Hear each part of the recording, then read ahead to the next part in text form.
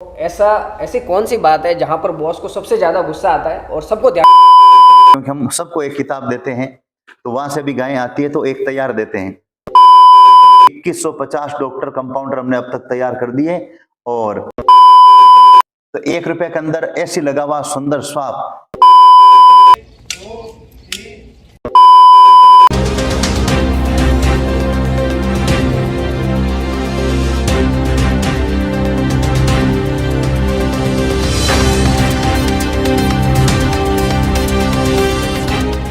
राम राम नमस्कार, मैं हूं राइटर बाबू और मारवाड़ लाइव के इस यूट्यूब चैनल पर आप सभी का हार्दिक स्वागत है। आप सभी जानते हैं हम निरंतर नए नए लोगों से मिलते रहते हैं, उनसे कुछ न कुछ चीजें सीखते रहते हैं और इसी क्रम में आज हम आए हैं नागौर विश्व स्तरीय गो चिकित्सालय में, जहां पर आज हम मिल रहे हैं बॉस से, या यूं कहे श्री श्री 1008 महामंडलेश्वर श्री कुशालगिरी जी महाराज से मिलने आए हैं और उनसे बहुत सारी चीजें सीखेंगे। और उत्सुकता रहती है युवाओं के बीच में और आज हर कोई जानना चाहता है कि इतना बड़ा गो चिकित्सालय वो कैसे चल रहा है और उसके मुख्य आधार क्या है। ऐसा क्या है कि आज विश्व भर में गो चिकित्सालय की चर्चा हो रही है। नमस्कार महाराज, जय श्री कृष्ण। जय श्री कृष्णा। जय श्री कृष्ण। आज युवाओं के बीच में कह सकते हैं हर बच्चे के मुंह पे बॉस का स्वभाव थने ठाको नहीं। ठीक है, तो आज जब बात आती है तो स्पेशली कुछ भी बात हो लेकिन गो सेवा हो रही है, गो सेवा हो रही है, बहुत ही अच्छा है कि गो सेवा जो हो रही है उसमें हम ये जानना चाहते हैं, इसको शुरू से शुरू करते हैं कि आज तकरीबन जहां तक मुझे ध्यान है कि 3500 से भी ज्यादा गोवंश है उनकी सेवा हो रही है और तकरीबन 450 से ज्यादा जो स्टाफ है वो सेवा दे रहे हैं, 100 से ज्यादा ऐसे वेटरनरी डॉक्टर है जो यहाँ पे सेवा दे रहे हैं। लेकिन इसकी शुरुआत कैसे हुई महाराज जी? 22 फरवरी 2008 को नागौर का एक शक्तिपीठ है भवान माता जी, वहां उस मंदिर जाता था, 1 घंटे बैठता था, ध्यान करता था। उनका स्वप्न आया कि रामदेव जो पशु मेला भरा जाता है नागौर में, जो एशिया का सबसे बड़ा मेला है जी, तो वहां पर जो मेले के बाद में जो बिना नस्ल के बछड़े थे, अमेरिकन होल्स्टाइन, वो बछड़े भटक रहे थे, कुत्ते नोच रहे थे, कोई ट्रेन की चपेट में आ जाता था। तो माता जी ने प्रेरणा दी कि मैं उन बछड़ों को ला करके सेवा शुरू करूं। ऐसा स्वप्न आया, माता जी ने स्वप्न में मेरे को ये बताया। तो हमने 23 तारीख को ये स्वप्न की घटना परिवार को और मित्रों को मैंने बता दी, स्टाफ को भी। उस समय मेरा एक अलग काम बिजनेस था, उन सभी जो स्टाफ थे उनको मैंने बताया और हमने 25 बछड़ों को ला करके सेवा शुरू की। धीरे धीरे सेवा से काम बढ़ने लगा और कुछ महीने बाद में पाली से मैं आ रहा था तो एक नंदा कामधेनु जो एक गाय थी, 2 साल की बछड़ी, सड़क पर एक्सीडेंट थी, खून आ रहा था, हड्डी दिखाई दे रही थी पैर की, उसको ला करके हमने सेवा शुरू की। तो बीमार गायें भी आना शुरू हुई। तो एक के बाद एक नागौर के अंदर बाड़े हमने किराए पर लिए क्योंकि गौवंश बढ़ने लगा।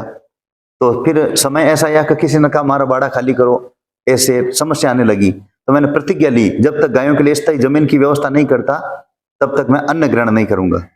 और फिर मैंने अपने बिजनेस ने 19.25 लाख रुपए की उस समय, आज से करीब 14 साल पहले मैंने जमीन दी। वो पहला फ्लोर है जो 3 सेट है। तो यहाँ आकर के भी मतलब सेवा कुछ आगे नहीं बढ़ी क्योंकि उस समय मैं दिन भर तो मैं बिजनेस चलाता था, 25 आदमी काम करते थे और शाम को मैं यहाँ आता था। एक दिन बारिश के अंदर यहाँ गायें 1 साल बाद में जमीन नीची होने के कारण से पानी भर गया और जो खड़ी नहीं हो पाती है, अत्यधिक घायल गोवंश, मारवाड़ी भाषा में कहते हैं बेस किया गोवंश, तो उनके पानी यहाँ तक आ गया। और मेरे को जब फोन किया किसी ने कि आपकी गायें तो पानी में डूब रही है, आप क्या सेवा कर रहे हैं, तो मैं अपनी जिप लेकर गया, जींस पैंट बशर्ट में था और गायों को मैंने देखा कि वाकई गायों के अंदर इतना पानी आ गया है, कुछ देर नहीं आता गायें खत्म हो जाती थी। तो उसी समय मेरे हृदय के अंदर एक सिर्फ 2 विचार आए, या तो परिवार से रखा जाएगा या पैसे कमाए जाएंगे और या फिर सेवा कमाई जाएगी। उसके बाद में 14 साल हो गए, करीब 13-14 साल, एक बार भी घर पे नहीं गया और मैं यहीं रहने लग गया और पूरा जीवन गायों के लिए समर्पित कर दिया। परिवार, पत्नी, बच्चे, माता पिता, कुटुंबी, मित्र, सबको मतलब एक किनारे कर दिया। सबसे पहले मैंने एक ही रखा, इन गायों को ही मैं भगवान का रूप समझूंगा और वही समझ करके हम यहाँ सेवा करते हैं। और ये विश्व की सर्वश्रेष्ठ मतलब क्या है, बीमार गायों की सेवा है। वो इसलिए है कि इन्हीं के अंदर हम भगवान का रूप समझते हैं। और आपने देखा होगा सुबह शाम आरती होती है गौ माता की, फिर ही अन्न ग्रहण करते हैं। तो धीरे धीरे ये कारवां आगे बढ़ता गया और आज हमारे 4 मिशन है। लावारिस गोवंश के लिए 18 एम्बुलेंस है जो सुबह सूर्य उदय होते ही एक एक करके निकल जाती है। दूसरा, 5 राज्यों से घरेलू गोवंश आता है, पंजाब, हरियाणा, यूपी, मध्य प्रदेश और गुजरात। वहां की जो घरेलू गायें हैं यहाँ लोग आकर के उनको मालूम है, क्योंकि हम सबको एक किताब देते हैं, तो वहां से भी गायें आती है तो एक तैयार देते हैं। 500 गौशालाओं से बीमार गाय आती है, 2 गोवंश बीमार लाते हैं गौशाला वाले, 2 तैयार देते हैं, 1 पैसा लेते नहीं है। चौथा, 5000 डॉक्टर कंपाउंडर तैयार करेंगे, 2150 डॉक्टर कंपाउंडर हमने अब तक तैयार कर दिए और 100 कंपाउंडर आज की तारीख में प्रशिक्षण ले रहे हैं। ये 4 मिशन है। माता पिता की भांति यहाँ सेवा होती है। अच्छा चारा, अच्छा पानी, अच्छा पौष्टिक आहार और लापसी, बांटा, साफ सफाई, A1 क्लीन काम करते हैं। और 3 पारियों के अंदर स्टाफ काम करता है 24 घंटे के अंदर। रात्रि के अंदर भी 2 पारी थी, आप आए थे शायद आपने देखा होगा। अब ये दिन की पारी है। तो कहने का मतलब ये है 400 लोगों का हमारे पास में स्टाफ है और 2500 गोवंश भर्ती है, स्वस्थ एक भी नहीं है। तो ये मैंने आपको संक्षेप में मैंने बताया है। जी बिल्कुल। तो यहाँ पर जैसे हम देख रहे हैं, अभी तक हमने वीडियो में और हम कल रात से यहाँ पर रुके हुए थे, तो यात्रियों के लिए जो विश्राम की व्यवस्था है वो भी सर्वोत्तम, मतलब कह सकते हैं कि हम कई होटल में रुकते हैं उनसे भी बढ़िया व्यवस्था है। और यहाँ पे गायों के लिए बात करें, जो पशु है, जो गोवंश है, उनके लिए जो इस प्रकार से व्यवस्था की है, तो यहाँ पर एक सवाल ये भी है कि कहा जाता है, बहुत नाम से जानते हैं जैसे बॉस, ये जो बॉस नाम है ये कैसे चर्चा में आया कि बॉस? ऐसा है कि पहले भी मैं बॉस की तरह रहता था मतलब जी। और वो एक पुरानी पुस्तक लाना ये हो तो उसमें मतलब क्या है, 25 आदमी काम करते थे, फाइनेंस का काम था और बॉस के साथ रहता था, जिप थी, गाड़ी पर बैठता था। अभी मतलब तो भी मतलब क्या है, शेर की मतलब क्या है, मतलब टुवाल आसन वगैरह रखता था और शेर की मैं जैसे कपड़े पहनता था। वो पुराना फोटो दिखाऊंगा जी। तो मैं अपने बॉस के हिसाब से मैं रहता था। तो उस दिन क्या गुस्से के अंदर 13 साल बाद में यह आ गया, 10 सालों तक काम कर रिया हो और तनठाई को नहीं कि बॉस को स्वभाव कहीं है। उस समय वो 13 साल पुराना वो शब्द निकल गया बॉस। तो गुस्से के अंदर जो ओरिजिनल बात होती है वो निकल जाती है कि बॉस को स्वभाव ध्यान में को नहीं, और लोगों ने उसको वायरल कर दिया और इतना वायरल किया, लाखों करोड़ों युवा उसको चाहने लगे। और जहां कहीं भी मैं जाता हूं, आज मेरी कंडीशन है मैं बता रहा हूं, 1-1 महीने के मेरे कार्यक्रम बुक है और 3-3 महीने के कार्यक्रम कुछ लोगों ने तारीखें बुक करवाई है। कल रात को 9:30 बजे से ब्यावर से मतलब क्या जैन परिवार आया था और उन्होंने जून का एक कार्यक्रम बुक करवाया है। तो युवाओं के अंदर जहां कहीं भी कुछ क्रेज है कि मैं अगर आपके वहां आ जाऊंगा और एक वीडियो जारी करूंगा, मैं आ रहा हूं फलाने तारीख को, वहां सैकड़ों लड़के आगे तैयार रहेंगे जी। तो ये लड़कों का प्रेम है, युवाओं का प्रेम है और मैं भी वापस उनसे प्रेम करता हूं, प्यार करता हूं और सबको मैं पुस्तक या चाबी छल्ला देकर के फिर मैं आगे निकलता हूं। तो बॉस शब्द कैसे पड़ा, ये आज से करीब 15 साल पहले, गौशाला से भी पहले का फोटो है जो मैं आपको दे रहा हूं, इसलिए ये वो शब्द पड़ा, उस मुंह से निकला मेरे से। क्या बात है। हिंदू हृदय सम्राट बॉस, ये आपके आप जब से उसमें थे फाइनेंस में, जिसमें आप जब का फोटो है, बिजनेस में थे। क्या बात है। तो मतलब बॉस जो है पहले भी बॉस की तरह, ये बॉस अभी चर्चा में आया है कि 13 साल बाद मुंह से निकल गया कि बॉस का स्वभाव पता नहीं क्या। तो जब बॉस के स्वभाव की बात करें तो ऐसी कौन सी बात है जहां पर बॉस को सबसे ज्यादा गुस्सा आता है और सबको ध्यान रखना चाहिए जब बॉस आते हैं, बैठते हैं या कहीं पे भी जाते हैं या कहीं पे भी आप बुलाते हैं, तो किस बात का सबसे ज्यादा ध्यान रखने की जरूरत है? देखो, पूरी दुनिया को मालूम है बॉस का स्वभाव, लेकिन इन स्टाफ को पूरा मालूम नहीं है। साफ कह रहा हूं मैं। अब बॉस की बात कर दी तो मैं पूरी बात बताऊंगा कि यात्री कोई भी आते हैं तो मैं जवाई राजा की तरह तो मैं उनका स्वागत करता हूं।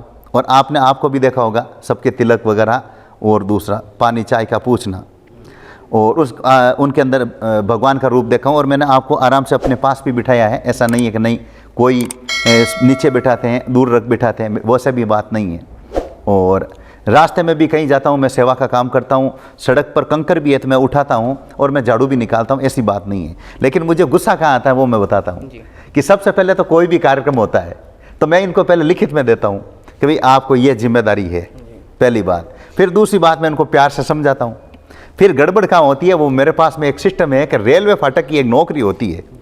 रेलवे फाटक के अंदर 8 घंटे की ड्यूटी होती है, चाहे 12 घंटे की होती है। तो सबसे कम काम है, रेल आई तो फाटक ढकना और रेल आई तो फाटक खोलना, और ज़्यादा कुर्सी पर बैठे रहो। आप कहीं भी घूम करके देख लेना, विश्राम करो, आराम करो। वैसे ही इनकी ड्यूटी है कि भाई बहुत कम काम है। हिंदुस्तान में सबसे ज़्यादा इनके मतलब क्या वेतन है, घर से भी अच्छा भोजन है, रहने की अच्छी फैसिलिटी है, अच्छी सपोर्ट है, अच्छा काम है, अच्छे संस्कार हैं, अच्छा इतिहास है। और मैं कहीं भी नहीं जाता हूँ तो इनको ही भेजता हूँ 4 व्हीलर गाड़ी देख करके ऐसी की कि वहाँ जाते लोग इनको साफा माला पहनाते हैं। लेकिन जब मेरे सामने मैं बैठा रहता हूँ, जब बॉस आ गया मंच पर, यानी कि महामंडलेश्वर कुशालगिरी मंच पर आ गया है, और उस समय आप फ़ोन लेकर के इधर उधर फालतू की बातें करते हैं, कोई कहता मैं इधर गया था, मैं थोड़ा अपने काम चला गया था, तो उस समय वो गुस्सा फूटता है और उस समय मैं अपनी भाषा में समझाता हूँ। इसलिए मैं इन स्टाफ से कहता हूं कि जीवन में आपकी ऐसी सर्विस नहीं मिलेगी। परिवार से बढ़ करके मैं इनको मानता हूं, परिवार से बढ़ करके इनका ख्याल रखता हूं। अगर किसी का बुखार भी आ गया तो हमारी एक टीम हाथों हाथ मतलब उसे हॉस्पिटल ले जाएगी, दिखाएगी। दुनिया में अगर घर जाते हुए एक्सीडेंट भी हो गया तो उसके पीछे भी मैं छतरी बनाता हूं। आज लोग 5 साल अपने दादाजी के पीछे जागरण नहीं करते, मैंने छतरियाँ बनाई है स्टाफ के लिए। एम्बुलेंस से अगर कोई एक्सीडेंट भी हो गया तो भी उसे मतलब कहता हूँ आप चिंता मत करो, मैं जानूँ मेरा काम जाने। लेकिन मारवाड़ी में क्या जो टेल मन कौन सुहावे, यानी कि मतलब क्या लापरवाही मुझे बर्दाश्त नहीं है। जब बॉस आपके सामने 4 घंटे बैठा है तो आपको भारत की सेना पर कैसे खड़े रहते हैं, बॉर्डर पर पाकिस्तान पर, वैसे खड़े रहना पड़ेगा। और नहीं तो मतलब क्या है वो आप जानते हैं बॉस की स्वभाव तो आप जानते ही हैं, यही कहूँगा मैं। बॉस का स्वभाव। एक ये भी है कि देखो यहाँ पर जैसे आपने बताया कि बहुत ज़्यादा आपको लापरवाही बिल्कुल पसंद नहीं है। यहाँ पर तकरीबन 400-450 से ज़्यादा स्टाफ है जो सेवा दे रहे हैं। यहाँ पर अगर कोई सेवा के लिए आना चाहे या कोई चाहता है कि मैं यहाँ सेवा देना चाहता हूँ, तो उसमें कौन सी मुख्य बातें हैं जिनका ध्यान रखा जाता है कि वही यहाँ पे सेवा दे सकता है? सेवा 2 तरह की है। एक तो वो मतलब क्या है निस्वार्थ देता है, 1 दिन 2 चाहे 1 महीने, उसके लिए भी दरवाजे खुले हैं और उसे कुछ नहीं कहेंगे, चाहे वो 1 घंटा ही काम करो, उसको रूम खाने पीने की सुविधा निःशुल्क करेंगे और वो यहाँ रह करके पूरी प्रक्रिया देख भी सकता है। और कभी आपको भी लगे कि मैं 24 घंटे यहाँ रह करके 1 घंटा सेवा करूँगा, आपके लिए भी दरवाजे खुले रहेंगे। ये रहा पहला। दूसरा है वेतन से। वेतन से लेने के बाद में सेवा यही है कि इस परिसर के अंदर जब तक हमारे पास में आप सर्विस करते हैं तो पहला नियम है कि आपको नशा छोड़ना होगा। नशा करते हुए पकड़े गए हाथों हाथ हिसाब होगा तुरंत, और उसमें नाखून कटे हुए हों, सभ्य कपड़े हों, सभ्य बाल हों, और दांत रोजाना मंजन करना चाहिए, और सुबह और शाम आरती के अंदर आना चाहिए। यानी कि रोजगार के साथ में हम सेवा का भी, संस्कार का भी, भक्ति का भी संदेश देते हैं, जो अभी आप देख रहे हैं। तो उसके बाद में वो यहाँ सर्विस कर सकता है।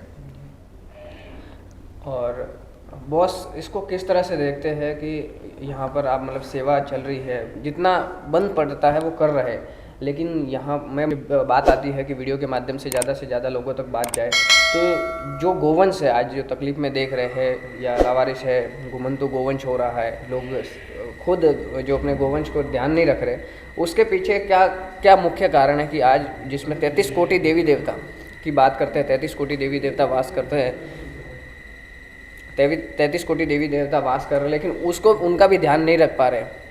तो इसको किस तरह से समझ सकते हैं, ऐसा क्यों हो रहा है, मुख्य कारण क्या है? देखिए ओरिजिनल बात मैं आपको बताता हूँ।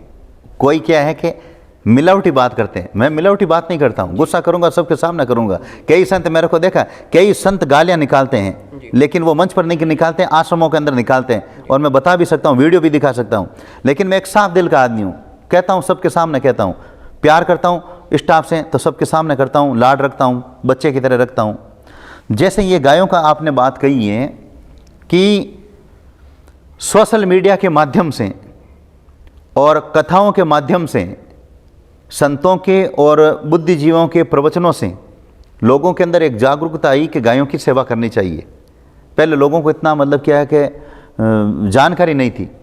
एक तो ये गोवंश बढ़ा, दूसरा गायें कटने के लिए पहले जाती थी, आजकल गाय कटने के लिए जाती है तो उनको गौ तस्करों को पहले कई बार सोचना पड़ता है, तो उसमें कुछ कटौती हुई। तो इस प्रकार से मतलब क्या है कि 2 कारण, गोवंश बढ़ने का लावारिस। तीसरा 50% कारण ये है कि जो विदेशी नस्ल के जो मतलब क्या है कि गोवंश भारत के अंदर आए हैं, गायें वगैरह आई है, वो हमारे देसी नस्ल से क्रॉस हुई है। तो वो मतलब बिना नस्ल के बछड़े वगैरह आज आपको सड़कों पर मिलेंगे। मैं आपको कहूँगा कि 9 विदेशी बछड़े आपको सांड मिल जाएंगे, लेकिन एक ही देसी मिलेगा आपको ओरिजिनल। तो ये स्थिति हो गई है, बिना नस्ल के बछड़े सांड गोवंश भटक रहे हैं, ना तो उनको बैल के अंदर वो काम आते हैं, ना किसान उनको पालता है, और वो सड़कों पर आ गया है। तो इस कारण से मतलब क्या है कि ये दुर्दशा हुई है। और वापस दूसरी तरफ सेवा भी बढ़ी है, गौशालाएँ भी खुली है और सरकार भी ध्यान दे रही है, लेकिन 3 कारणों से कुछ ये गड़बड़ हुई है जो मैंने संक्षेप में बताया है। और यहाँ पर बात करें जिस प्रकार से अभी देखने में आ रहा है, तो क्या बॉस ने कभी इस प्रकार से सोचा था पहले से? कोई आपने बताया कि पहले से अपने को रूपरेखा बनानी है, तो क्या कभी ऐसा ही सोचा था कि हाँ मुझे ऐसी व्यवस्था करनी है या इससे भी बढ़िया करनी है? शुरुआत के अंदर तो हमें मतलब क्या ये नहीं सोचा था। शुरुआत के अंदर तो हमने यही सोचा था, जो हम 25 बछड़े भूखे प्यासे भटक रहे थे, कुत्ते नोच रहे थे, जब आज से 14 साल पहले, तो मैंने सोचा अपने पास बिजनेस तो ही है, फाइनेंस का काम है, नमकीन का काम है, 2-3 बिजनेस और भी थे मेरे, 25 लोग काम करते थे करीब। तो मैंने कहा मतलब इनका खर्चा कितना, ज़्यादा से ज़्यादा कोई 1000-2000 का आएगा, सूखा चारा डाल देंगे, बछड़े पानी पीते रहेंगे। लेकिन मतलब क्या है, जब धीरे धीरे मतलब क्या है इसमें मन लग गया, तो मतलब क्या है कि ये कार्य आगे बढ़ता गया। और सबसे ज़्यादा जल्दी कार्य तब बढ़ा जो पहली गौ माता आई एक्सीडेंट, फिर वो लाना शुरू कर दिया। और फिर सबसे अधिक काम तब बढ़ गया कि जब मैंने यहाँ पर गायों के लिए सब कुछ छोड़ करके मैं बैठ गया, तो फिर एक नक्शा बनाना शुरू कर दिया। इन गायों के लिए जीना है, इन गायों के लिए ही मरना है, और इन गायों के लिए ही 24 घंटे सोचना है। दुनिया का ऐसा कोई भी व्यक्ति नहीं है जिस पर मतलब क्या है कि मैं उसकी मतलब वो मेरे को मतलब कोई कंट्रोल करे। मैं किसी के कंट्रोल में नहीं आता हूँ। मेरे तो देखो साफ कहता हूँ, कोई मोड़ी भी बांधता है तो मैं मोड़ी खोल देता हूँ, कब्जे में मैं नहीं आता हूँ। हवा को कब्जे करना और बॉस को कब्जे में करना बराबर है, इसलिए मेरे को कोई कंट्रोल में करने की लोग कोशिश करते हैं। कुशालगिरी किसी के कंट्रोल में नहीं आता है और किसी के कहने में नहीं चलता है। शेर कभी अपनी शेर मर्जी का मालिक होता है और शेर अपने हिसाब से चलता है। शेर को आप रास्ते रास्ते चलाएंगे, नहीं चलेगा वो। उसी तरह मैं अपने मर्जी का मालिक हूँ। अब मेरे अलग अलग सिस्टम है, दुनिया को वो पसंद है और मैं अपने हिसाब से जीता हूँ। हाँ, इतना ज़रूर है, 24 घंटे मेरी लगन, लक्ष्य, चाहे वो दुनिया की कोई भी महिला हो, पुरुष हो, बच्चे हो, भक्त हो, पुरुष हो, मुझे प्रभावित नहीं कर सकते हैं। मेरा ध्यान केवल गौ माता की ओर है और मैं इनके अलावा मैं ना सोचता हूँ, ना मैं बात करता हूँ और ना आलतू फालतू मैं किसी से बैठ के बात करता हूँ। किसी को भी देखना, ना मैं फ़ोन पर बात करता हूँ। आप इंटरव्यू के लिए आए हैं तब तक ही मैं आपसे बात करूँगा, और सब लोग आए हैं मैं उनसे प्यार से बात करूँगा। स्टाफ है, गायों के हित की बात कर लूँगा, लेकिन मैं फालतू बात नहीं करता हूँ। अपने माइंड को एक ही दिशा के अंदर लगाता हूँ। इसलिए लड़के फेल हो जाते हैं। कई इधर भी ध्यान देते हैं, उधर भी ध्यान देते हैं, इधर भी ध्यान देते हैं, तो वो लड़के अपना लक्ष्य भटक जाते हैं और जो उनको हासिल करना है वो हासिल नहीं कर पाते हैं। आज मेरे पास में विश्व की सबसे सर्वोत्तम गायों की सेवा है, बीमार गायों की, तो इससे बड़ा क्या और चाहिए। और मैंने तो ये सुना है शास्त्रों के अंदर, एक बीमार गाय की अगर कोई सेवा करता है उसे स्वर्ग की प्राप्ति होती है। और जाबाली पुत्र सत्यकाम, उसने गायों की सेवा की गुरुजी के कहने पर, मोक्ष की प्राप्ति हुई। तब मुझे पूर्ण विश्वास है मैं इन गायों के लिए हर समय चिंतन मनन इन्हीं को भगवान समझूंगा, तो मुझे पूर्ण विश्वास है कि भगवान के चरणों में मरणोपरांत मुझे जगह प्राप्त होगी। इसलिए मैं इस ओर ध्यान देता हूँ। जी, अब ऐसी कोई बात जो आप समझते हैं या मानते हैं कि आपकी कोई ऐसी आदत, हैबिट जो हर किसी युवा के अंदर, हर किसी व्यक्ति के अंदर होनी चाहिए? अब वैसे तो मेरे कई बातें हैं जो आपको बता भी देता हूँ। तो कौन कौन सी बात है वो? सबसे पहले तो मैं यह कहता हूँ कि मैं नशा मुक्त व्यक्ति पसंद करता हूँ। नशे वाले मेरे को पसंद नहीं है, एक, और नशा मुक्त बने। मैंने जीवन के अंदर कभी भी एक बार भी नशा का सेवन नहीं किया, एक। दूसरा, जो व्यायाम करता है वो मुझे पसंद है, लड़का, चाहे वह बालक है चाहे बालिका है, व्यायाम करना चाहिए। और मैंने 15 साल हिंदू समाज के लड़कों को तैयार किया बजरंग व्यायामशाला के माध्यम से, और कलेक्टर को भी प्रमाण पत्र देने पड़े, और मेरे तैयार किए हुए आर्मी और पुलिस के अंदर भी गए हुए हैं, जिसमें इसमें 2 लाइनें भी हैं लिखी हुई, और पूरे फोटो प्रमाण पत्र भी है। और उसके बाद में दूध पीने वाला पसंद है, चाय पीने वाला थोड़ा कम पसंद है। मैं दूध पीता हूँ, चाय नहीं पीता हूँ। और उसके बाद में हथियार चलाने वाला मुझे पसंद है। अगर वो तलवार लेके आता है मैं तलवार सिखा सकता हूँ उसको। क्योंकि लड़का हो चाहे लड़की हो, उसे प्रत्येक हिंदू को हथियार चलाना आना चाहिए और उसके घर में हथियार होना चाहिए, यानी कि तलवार है और कुछ भी है, और ताकि वह अपनी आत्मरक्षा कर सके, वह बालिका वह बेटी, ताकि उसे रोना नहीं पड़े रास्ते के अंदर। तो मुझे ये, मैं आज भी चलाता हूँ। मैं अभी आप कहेंगे तो मैं हर समय देखो मैं अपनी तलवार अपने पास में रखता हूँ, ये फ़ोटो के अंदर भी देख लेंगे। और मुझे सात्विक भोजन पसंद है, ये पहली बार इंटरव्यू के अंदर आपने पूछा और जीवन में पहली बार बता रहा हूँ। तली हुई चीज़ें, अचार, ये पिज्ज़ा, बर्गर, ये मुझे पसंद नहीं है। सिंपल रोटी, होटलों की वो है ना, वो मतलब क्या है कि जैसे वो रोटी गेहूं के अलावा होती है, वो तंदूर वाली रोटी, ये मुझे पसंद नहीं है। गेहूं की रोटी हो, बाजरे की रोटी हो, दाल हो, सिंपल भोजन हो, दही हो, छाछ हो, तो उसमें एक शरीर के अंदर ऊर्जा रहती है। और मेरे 48 साल के इस जीवन के अंदर मेरा कोई बीमारी नहीं है भगवान की कृपा से। तो इस प्रकार से मैं हर समय ऊर्जाशील रहता हूँ। और मुझे सिंपल और सभ्य यानी कि अच्छे कपड़े पसंद है। अब कई लड़के तो नीचे से पैंट चौड़ी रखते हैं, यहाँ से काठी रखते हैं, और बिना फालतू के, जैसे मुझे घड़ी मतलब ढीली पसंद नहीं है। ढीली पसंद करें, हाथ धोएंगे तो फिर मतलब क्या है कि गंदे हाथ लगेंगे। तो मैं घड़ी एकदम टाइट रखता हूँ, ऊपर नीचे कैसे भी चलो, तलवार चलो, कुछ भी रखो, और प्लेन घड़ी रखता हूँ। कई बार फैशन की घड़ी से हम टाइम के अंदर भी गड़बड़ हो जाता है। और मैं कड़ा रखने वाले पसंद नहीं है। कड़ा रखेंगे, जितनी बार आप हाथ नीचा करेंगे वो कड़ा बार बार आएगा, ध्यान डिस्टर्ब होगा। आप बुरा मत मानना, युवाओं से कह रहा हूँ, जिंदगी में अगर तरक्की करनी है तो कड़े फड़े निकालो। आप कंपाउंडर को भी, डॉक्टरों के भी नियम में कड़े नहीं होने चाहिए, क्योंकि जितनी बार घड़ी ढीली होगी, हाथ धोएंगे, फिर हाथ पूरे धुप नहीं पाएंगे, चाहे वो लेटरिन को हो, कड़ा भी बार बार नीचे आएगा। और कड़ा अगर किसी ने पकड़ लिया तो आप छुड़ा नहीं सकते।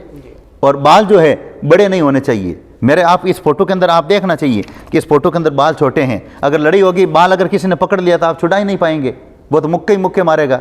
और कई बार ऐसा होता है कि लड़कों के बाल नीचे आते हैं, फिर ऐसे करते हैं, ऐसे करते हैं, ऐसे करते हैं, तो बार बार वो ध्यान जाता है। जब घड़ी का 50 बार ध्यान इधर जाता है ढीली होने से, कड़ा हाथ में होने से 50 बार ध्यान जाता है, बाल को बार बार ऐसे ऐसे करते हैं तो 150 बार अगर वो ध्यान जाता है, तो मैं कहता हूँ एक दिन के अंदर वही अगर ध्यान अगर आप किसी लक्ष्य पर लगा देंगे, जैसे मैंने लगाया आज सुबह कि गायों के लिए ये 3 खेड़ें लगानी चाहिए, गर्मी का मौसम आ गया, तो वो ऑटोमेटिक वो लड़का आगे बढ़ेगा।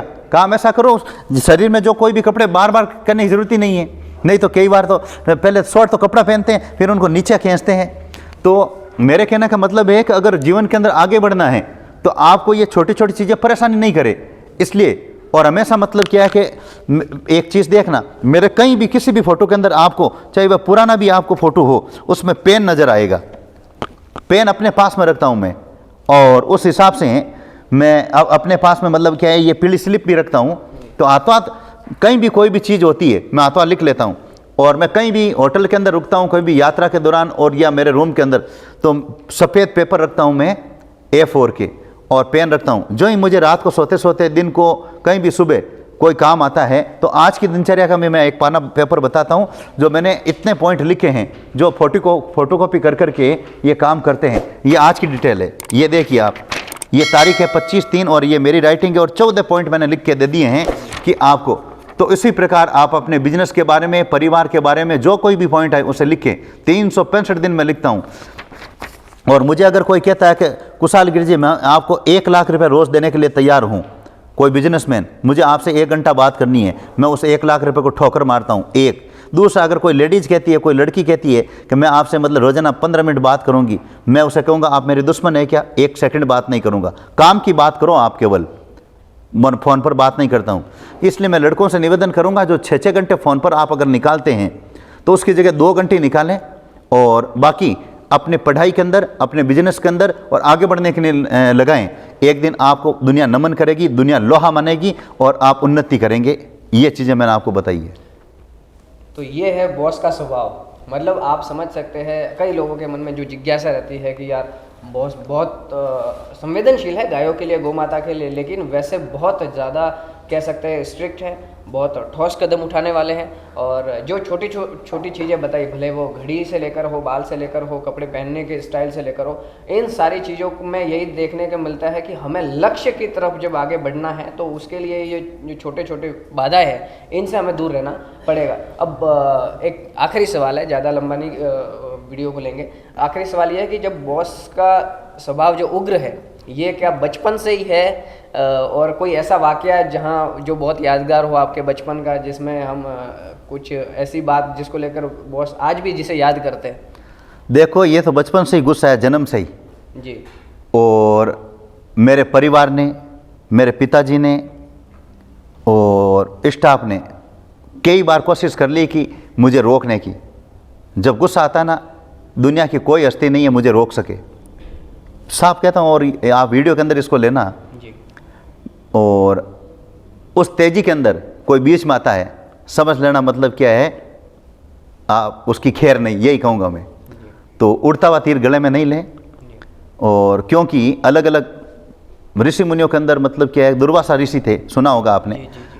उनके नाक पर गुस्सा ही रहता है, उसी तरह बॉस के नाक पर हमेशा 24 घंटे गुस्सा ही रहता है। लेकिन कब, या तो गायों की सेवा नहीं होगी या आप लापरवाही करेंगे। लेकिन दूसरी भी बात और है, माँ से भी बढ़कर इनसे मैं प्यार करता हूँ, मैं इतना इनको अच्छा रखता हूँ मैं, ये भी मेरे अंदर विशेषता है। और पूरी फैसिलिटी बता देंगे तो कई लड़के यहाँ नौकरी के लिए आते हैं, इसलिए मैं एक वैकेंसी निकालता हूँ, 500 नाम आते हैं यूँ। उसमें मैंने ये भी कहा, एक वैकेंसी निकालता हूँ, 500 नाम आते हैं। तो कहने का मतलब ये है कि स्वभाव उग्र हो लेकिन उसे सही दिशा के अंदर लगाना चाहिए। मैं कहता हूँ, अब रही बात दूसरी गुस्से की, धर्म की रक्षार्थ भगवान श्री राम को गुस्सा आया, धर्म की रक्षार्थ शेषावतार लक्ष्मण जी को गुस्सा आया, धर्म की रक्षार्थ भगवान परशुराम जी को गुस्सा आया, धर्म की रक्षार्थ भगवान श्री कृष्ण को गुस्सा आया। तो मेरा गुस्सा है, ये इतना कहूँगा, मेरे लिए नहीं है। उस दिन वो गुस्सा आया किसके लिए था? छोटे छोटे बच्चे, 3 भजन संध्या, ये तीसरी भजन संध्या थी।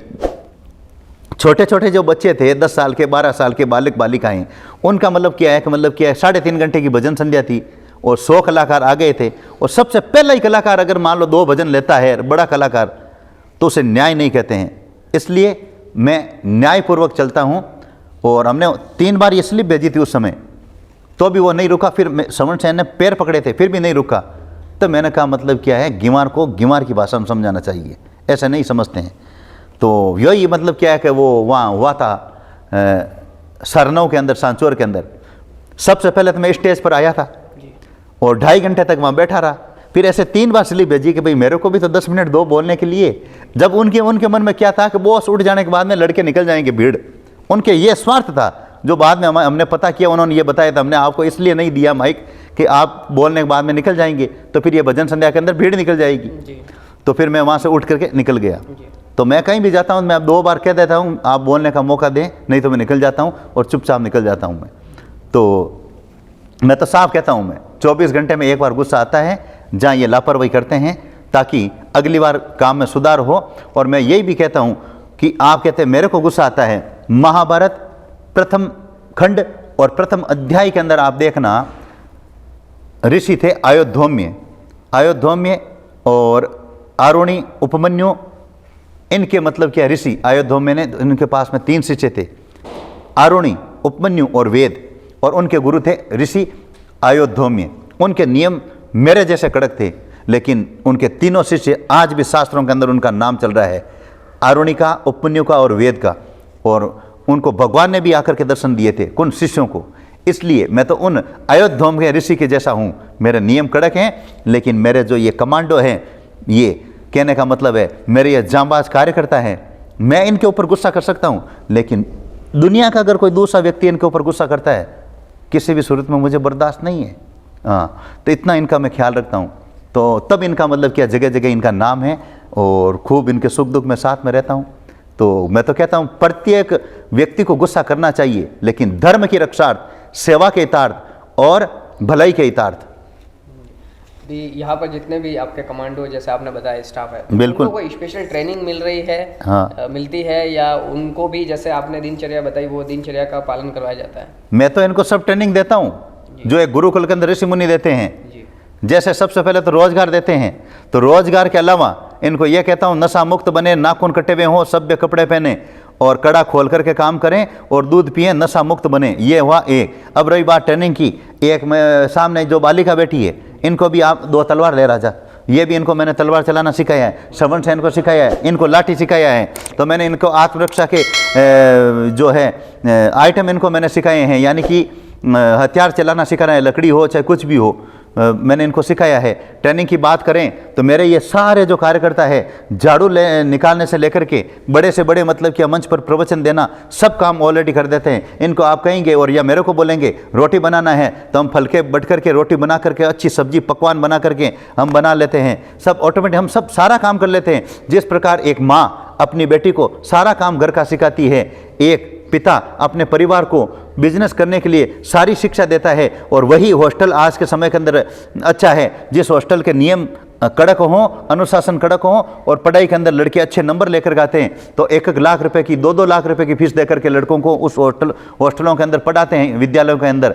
उसी तरह मेरे नियम कड़क हैं, इसलिए मेरे पास में लोग मतलब रहने के लिए लाइनें लगी रहती है। एक वैकेंसी निकालता हूँ, हर तरह से माँ का प्यार मेरे अंदर नजर आएगा, पिता की डांट नजर आएगी, एक गुरु की एक शिक्षा नजर आएगी, मेरे अंदर संस्कार देता हूँ मैं, और मित्र की तरह इनके साथ में रहता हूँ। इनके साथ में बैठ करके इनके जैसा ही भोजन करता हूँ, मेरे लिए अलग नहीं बनता है, और एक समान एक दरी पर हम बैठ करके भोजन करते हैं। और बाकायदा यात्रा के अंदर ये कहीं भी जाते हैं, किसी ने कल इस बालिका ने कह दिया कि मैं कल जोधपुर चलूँगी तो मैं इनको भी लेके गया, कभी उस भैया ने कह दिया मैं आपके यात्रा में चलूँगा, उसको भी लेकर के चलता हूँ। तो ये चीज़ें आपको कहीं नहीं मिलेगी। और मैंने 2 तलवार मंगा भी दी है, यहाँ लेके आए। अभी एक तलवारबाजी का भी आपको डेमो दिखा दिया जाएगा कि मैंने हर तरह से, एक फौजी ट्रेनिंग होती है ना, इनको दौड़ है, वगैरह है, तलवार है, लकड़ी है, ये सारी चीज़ें मतलब क्या है इनको यहाँ से मतलब क्या है, सापुन चो रेत हासली पूरी है, तेल है साइड। हाँ, अभी मैंने जब भोजन कर रहा था तो वहाँ पे, यहाँ पे एक बात है कि यहाँ पे सारी चीजें लिखित है, लिखित में ना, कोई भूले नहीं। हाँ, भूले नहीं। तरफ देख सकते हैं, गौशाला पर घूम सकते हैं, मतलब यहाँ पे एक एक चीज, मतलब यहाँ पे ये है तो ये है, ये नियम है तो है, बस के लिए, ठीक है। और बहुत इस तरह से लिखा हुआ कि पढ़ने में भी आ जाए, बड़े बिल्कुल सिंपल अक्षरों में। हाँ, और बॉस जहाँ तक मुझे अभी जानकारी में आया कि हर चीज़ लिखित में रखते हैं, अगर किसी को कुछ कहना है, लिखना है, याद आता है तो वो लिखित में रखते हैं। अब एक चीज़ मैंने लिखा हुआ पढ़ा था कि जैसे कि फेसबुक है, व्हाट्सअप है, इनके थ्रू कुछ भी ऐसे व्यक्ति आते हैं जिन्हें उनको अपनी यहाँ की जानकारी नहीं देना, कोई भी ऐसी जानकारी जिसको अपन बोलते हैं विरोधियों को नहीं देना, ऐसा लिखा हुआ मैंने पढ़ा था। आप विरोधी किसे मानते हैं? आप इतनी सेवा कर रहे हैं, लेकिन आपके विरोधी कौन है, आपको क्या लगता है? मेरे विरोधी नहीं, पूरी दुनिया के जो व्यक्ति आगे बढ़ेगा, भगवान श्री राम के करोड़ों अंदर समर्थन थे, तो करोड़ों के अंदर भी राक्षस पूरी रावण की सेना के खिलाफ थी। मारीच हो, चाहे मतलब क्या कुछ भी हो, वो ताड़का हो, ये तरह, और भगवान श्री कृष्ण के ही समझ लीजिए। तो विरोधी मैं उसे कहता हूँ कि जो मतलब क्या है कि एक बहुत भी अच्छा काम करते हैं। मैं कहता हूँ मोदी जी राष्ट्र के लिए अच्छा काम कर रहे हैं, तो विपक्षी पार्टियां तो विरोधी है ना। तो उसी तरह से मतलब क्या है, जो निजी गौशाला चलाते हैं, यहाँ से 2 किलोमीटर दूरी है, जिसमें उनकी पत्नी बच्चे मिल जाएंगे, और वो सारे ऐसे लोग जो विरोधी हैं, कुछ मतलब असामाजिक तत्व हैं, ताकि मतलब क्या है कि यहाँ से मतलब यह कहते हैं उनकी कोई एक छोटी सी गलती कोई हम या कोई बात को बढ़ा चढ़ा करके पेश करना है। तो ऐसा मेरे साथ में हुआ है कि यहाँ स्टाफ के अंदर गद्दार भी निकले हैं, यहाँ चोरी करने वाले भी मैंने निकाले हैं, कहने का मतलब। और यहाँ से मतलब क्या विरोधियों के पास में जाकर के इस संस्था को नष्ट करने की भी उन्होंने सोची है। तो उनको अपन कहते हैं, मैं तो एक सीधी सी बात बता रहा हूँ, भारत की सेना का जो प्रोजेक्ट है, भारत का सैनिक पाकिस्तान के सैनिक को वो प्रोजेक्ट बताएगा तो उसे विरोधी माना जाएगा। वही मेरे पास नियम है, और मेरा संविधान भी है, 2000 पेज के नियम है। कितने? नहीं, 2000 मेरे नियम है, 2000 इस संस्था के नियम है, कैसे क्या काम करना है, कब पानी डालना है गायों को, कब चारा डालना है, कब झाड़ू निकालना है, कब पूछ निकालना है। 2000 नियम मेरे पास में है। मैंने इस संस्था के अंदर नियम बनाए हैं। जैसे आदरणीय बाबा साहब अम्बेडकर ने भारत का संविधान बनाया, इस विश्व गौ चिकित्सालय का संविधान मैंने बनाया, 2000 नियम है। अब ये भी एक बता दीजिए कि युवाओं को ऐसा क्या पढ़ना चाहिए जिसे बॉस पढ़ते हैं? हाँ। कौन कौन सी किताबों के ऊपर ध्यान देना चाहिए, कौन कौन सी किताबें पढ़नी चाहिए, पुस्तकें पढ़नी चाहिए? सबसे पहले तो मैं ये कहूँगा कि पुस्तकें हों तो मतलब क्या है, सब तरह की आप पढ़ें। कौन कौन सी? रामायण को पढ़ें, महाभारत को पढ़ें, और महाभारत में सब चीज़ों का सार भी आ जाता है। गीता भी पढ़ें, भले उनके 4 पेज ही पढ़ें, हनुमान चालीसा भी पढ़ें। उससे आपको लगेगा कि हमारी भारतीय संस्कृति क्या है, और राम शास्त्रों के अंदर मनुष्य को कैसे चलना चाहिए, बाल्यावस्था में, युवावस्था में, किशोर अवस्था में, वृद्ध होता तब, सारी उसमें चीज़ लिखी हुई है। नियम भी काफ़ी लिखे हुए हैं जो आज कोर्ट के अंदर जैसे सजा देते हैं वैसे, कैसे कपड़े पहनने चाहिए, गुरु को कैसे प्रणाम करना चाहिए, भगवान का ध्यान कैसे करना चाहिए, और भी सारी चीज़ें लिखी, उनको भी पढ़ना चाहिए। साथ में महापुरुषों का इतिहास पढ़ना चाहिए, भारत का इतिहास पढ़ना चाहिए। मैं कहता हूँ फिल्मी किताब कभी नहीं पढ़नी चाहिए। बेहतर पेट भरे करे, टांग हिलावे पेट हिलावे, सीधी सी बात। और मैं तो कहता हूँ अगर आपको फिल्म देखने का शौक है तो एक फाइट का सीन देखें आप। फाइट के सीन में आपको लगेगा तो उसमें आप फाइट का सीन देखेंगे तो आपके अंदर एक ऑटोमेटिक करेगा कि मैं लकड़ी चलाना सीखूं, तलवार चलाना सीखूं, और मेरे ऊपर भी अगर अटैक हो जाएगा तो मैं ऐसे मुक्का मारूंगा, ऐसे लात मारूंगा। मैंने अपने जीवन के अंदर कोई गाना पूरा कभी नहीं देखा फिल्मों के अंदर। फिल्मों का बहुत शौक था मुझे पहले, लेकिन मैंने एक फिल्म पूरी में देखता था, लेकिन जब गाना आता था, एक हीरोइन नाचती थी, वो मुझे पसंद नहीं था। मैं उस समय मैं गर्दन इधर कर देता था टाकीज के अंदर भी। क्यों? क्योंकि मुझे उसमें से ये देखना है कि इसकी स्टोरी क्या है और कैसे इस स्टोरी को कैसे काम लिया गया है और फाइट कैसे है, ताकि उसी स्टोरी को आप अपने जीवन के अंदर उतारेंगे। जब आपके पास में 50 फिल्मों की 50 स्टोरी होगी तो आप दिमाग के मतलब क्या है, आपके अंदर कुछ नक्शा बनेगा कि मैं जीवन के अंदर इस फिल्म के अंदर ये बिजनेस ये किया है, इसने ये बिजनेस किया है, कैसे चलता है, कुछ चीज़ देखेंगे। लेकिन मारवाड़ी में कहावत है, कुआं को कबूतर कुआं में ही रहे, तो वो कहीं तरक्की करी। जैसे कोई गडरिया है, केवल जंगल के अंदर भेड़े बकरे चरा रहा है, वो क्या तरक्की करेगा? उसका काम है लकड़ी चला कर ट्र ट्र। तो जीवन के अंदर आगे बढ़ने के लिए आप नई नई चीज़ देखें और जिसमें फ़ायदा हो, अच्छी चीज़ मिले उसको, और आप आगे बढ़ें। जो माइनस हो उसको नहीं देखें आप। तो जैसे मान लीजिए मतलब क्या है, इस संस्था का काम चेक करने के लिए मैं बता रहा हूँ, इसमें कोई लोग नहीं है, ये देखिए आप, और कोई फ़ोन नहीं आएगा, एक संस्था के ही मैसेज आएंगे, और ना मेरे कोई गलती इसमें कोई भी। और आप इसमें एक, मैं आपको खुद को बता रहा हूँ, इंस्टाग्राम सिर्फ मेरा एक ही है, ये आप देख लीजिए, और दूसरा आपको कहीं नहीं मिलेगा। ये लीजिए आप एक लिया, कोई यहाँ पर इंस्टाग्राम नहीं है दूसरा है।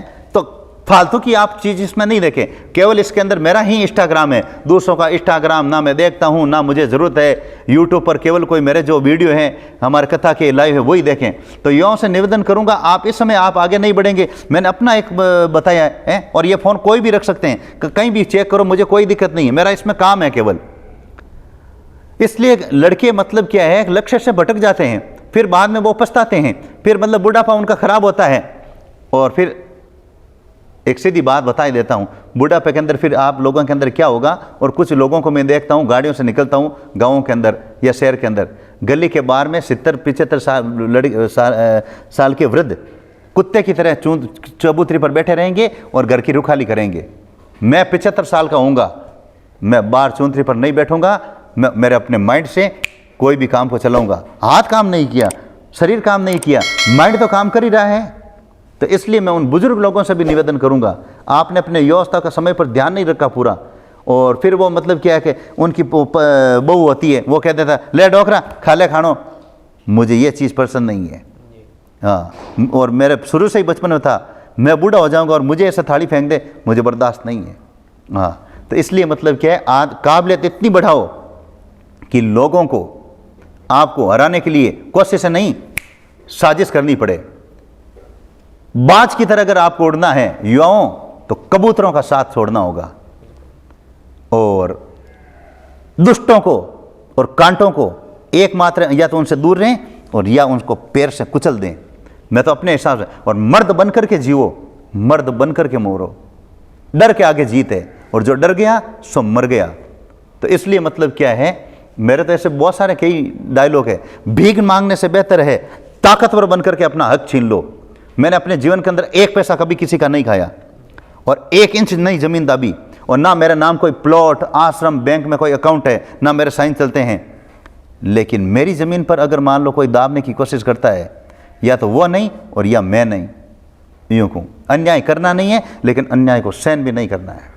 तो ठीक है, लेकिन बॉस हमेशा युवाओं को यूँ क्यों बोलते हैं कि आप ये सीखो, तलवारबाजी है, लड़ाई करना, और बाल भी बड़े हैं तो बाल छोटे रखो, नहीं तो लड़ाई के टाइम कोई बाल पकड़ लेगा। हाँ, मतलब इस विषय में ज़्यादा बात क्यों करते हैं बॉस कि लड़ाई? मैं तो कहता हूं कि अगर मैं दारू पीता तो मैं दारू की बात करता, वो दारू पीना चाहिए, इस क्वालिटी का पीना चाहिए, वो करना चाहिए, ये पवा पियो, साथ में भुजिया रखो और वो करो।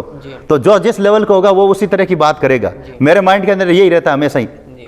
और अगर मैं जुए सट्टा खेलता तो ये कह देता लगा दो 100 के 900 आ जाएंगे, लगा दो 50 का नोट 450 आ जाएंगे। तो जैसी जो लोग होगा वो वैसी बात करेंगे। मैं तो सबसे पहले गाय की सेवा की बात करता हूँ, और फिर मतलब क्या है व्यायाम की, और कहता हूँ नशा छोड़ो आप। और बाकायदा मतलब क्या है, मैं कहता हूँ भगवान श्री राम वनवास के अंदर गए थे तो सोना चांदी सब चीज़ें खोल दी, लेकिन धनुष बाण का त्याग नहीं किया था, है। तो उसी तरह मैं तो साफ कह रहा हूँ, ये भारत का देश है और मैं तो तलवार हर समय रखता हूँ, अखाड़े का संत हूँ। इसलिए मैं कभी क्या है कि कोई धीमे जो पंथ थे ना, कोई छोटे मोटे, मैं उनके अंदर मतलब मैं संत नहीं बनना चाहता था, क्योंकि मैं एक तलवार चलाता और वो कल कह देते इसको हमने हमारे संप्रदाय से निकाल दिया। नहीं, मैं तो अखाड़े का ही संत हूँ। वहाँ पर साफ तौर पर कहा है, जब धर्म की रक्षा, मैं साफ कह रहा हूँ, राजा मुगल कालीन के अंदर राजा महाराजाओं ने मतलब मुगलों से भिड़ने की कोशिश की, जब वो हारने लगे तब संतों ने हिंदू धर्म की, महिलाओं की सुरक्षार्थ, धर्म की सुरक्षार्थ और मंदिरों की सुरक्षार्थ लड़ाइयाँ लड़ी, और कई संत बलिदान हुए और मुगलों की सेना को दौड़ना पड़ा। मतलब ये है अब्दाली नाम का था ना, अहमद अब्दाली, उनकी सेना को संतों के सामने हार का मुंह देकर के दौड़ना पड़ा था। तो मैं तो एक भारत देश का मतलब संत हूँ, और वो भी मतलब क्रांतिकारी, और मुझे ढीला ढाला मतलब कोई भी लड़का होता या कोई भी हो मुझे पसंद नहीं है। यूँ क्यों इस दुनिया के अंदर आए लड़की की तरह रहते हैं, बकरी की तरह रहते हैं? नहीं, शेर की तरह रहो, शेर बनो, क्योंकि बलि हमेशा बकरे की दी जाती है, शेर की नहीं। तो बहुत सारी चीज़ें सीखने को मिली, जानने को मिली कि बॉस का स्वभाव है ऐसा तो क्यों है, और वास्तव में जो है बॉस क्या चाहते हैं, युवाओं को लेकर भी जो सोचते हैं वो क्या सोचते हैं, गौ माता के लिए क्या सोचते हैं, और जितने भी दर्शक हैं उन्हें कैसा स्वभाव रखना चाहिए, वो सारी चीज़ें आज वीडियो के माध्यम से हमें सुनने को मिली, जानने को मिली। और बहुत बहुत धन्यवाद। आज का वीडियो यही समाप्त करते हैं। और वैसे तो बहुत सारे सवाल मन में और जिज्ञासा पर निकल रहे हैं, लेकिन और कभी अगले वीडियो में हम आपसे बात करेंगे और जानेंगे कि और क्या क्या विषय पर बॉस जो जैसे बताया कि 2000 करीब जो है नियम बना रखे हैं, संविधान बना रखा है, वो और जानेंगे। तो बहुत बहुत धन्यवाद। इसी तरह से हमारे साथ बने रहिए। और जय श्री कृष्ण, जय द्वारकाधीश। जय श्री कृष्णा, जय गौ माता, जय गोपाल। मारवाड़ लाइव चैनल के श्रीमान राइटर बाबूजी को विश्व स्तरीय गौ चिकित्सालय की ओर से रजत स्मृति चिन्ह देकर के आप श्री का स्वागत सम्मान।